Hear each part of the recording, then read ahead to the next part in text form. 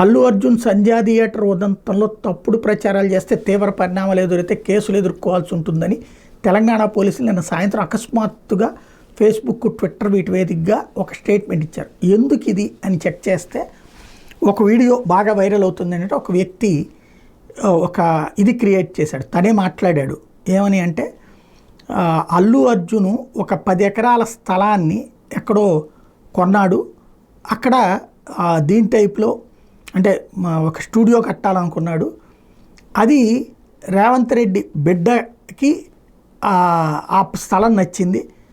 ఆయన అది కావాలనుకున్నాడు. దాని గురించి అల్లు అర్జున్తో మాట్లాడడానికి కబురు చేస్తే పట్టించుకోలేదు. అసలు దాని మీద స్పందించలేదు అల్లు అర్జున్. అందుకోసమని చెప్పేసి ఎక్కడ టైం దొరుకుతుందా అని చూసి ఇప్పుడు టైం దొరికినప్పుడు చేసేసారు. అసలు విషయం ఇక్కడ కూడా అల్లు అర్జున్ ముందుగా అక్కడ అల్లు అర్జున్ వెళ్ళకముందే తొక్కిసలాట జరిగింది. అప్పుడే చనిపోయారు. ఆ విషయాన్ని దాచేసి అల్లు అర్జున్ వచ్చాక జరిగిందని చెప్పారంటూ ఒక వీడియోస్ వైరల్ చేశారు.